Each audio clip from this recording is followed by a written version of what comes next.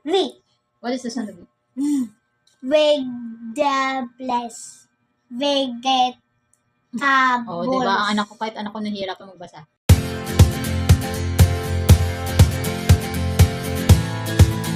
Magandang gabi po sa mga magulang na katulad ko.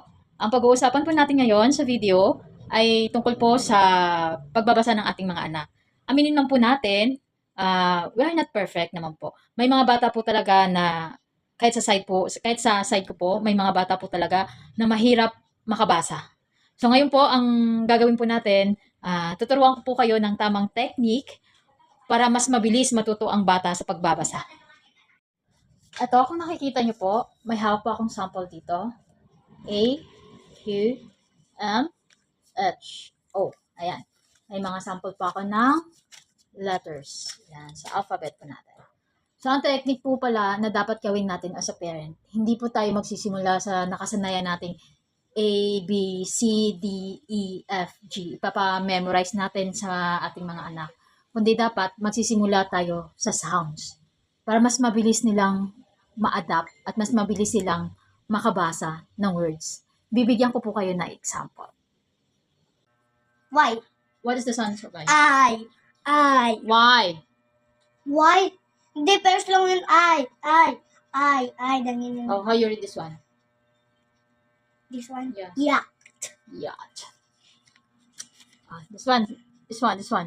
Bahay kubo dahil munti. This one. Kulit. C. Anong sound na C? Say it again. Cat. Cat. Wait lang, Nay. Oh, this one. What is the K. What is the sound of K? Say it again. K. Very good. This one. L. Sound. L. L. Lion. Ay, Lion. Lion. U. Umbrella. No. Sound. U. Sound. U. Umbrella. This one. Juice. I. J. J. Yes. Nest. N. Lipat na. Fish. F. Gift. J. Very good. Watch. W. Very good. Letter D. D. Baliktad. Ay, sorry.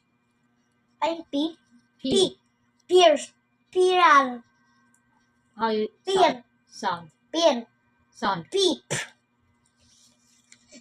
Zebra. Z. Baliktad rin ulit. Ayusin mo magsalita na. X.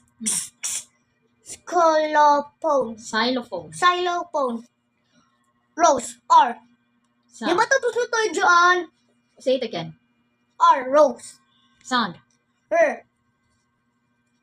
Ball. B. Duck.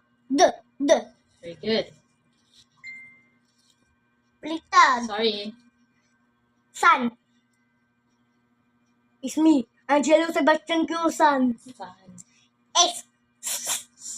Very good. Ice cream. I. Sound.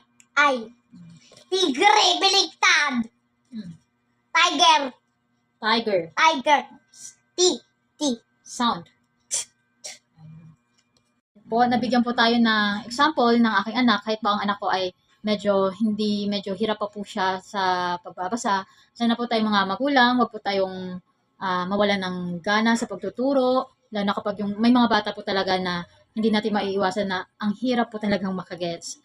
So, kahit po anong turo natin, lalo na tayong mga magulang, habaan po natin ang ating pasensya para po matuto po ang ating anak sa pagbabasa. Sana po ito pong video na to nakatulong din po sa inyo at magkaroon din po kayo ng idea kung paano po natin tuturuan na mas mabilis, mas madali po ang ating anak sa pagbabasa. Marami pong salamat sa panonood at wag po kayong makalimot na mag-follow and like po sa mga video po natin para po mag-notify po sa inyo kung may mga upload po kaming bagong video. Marami pong salamat. Bye!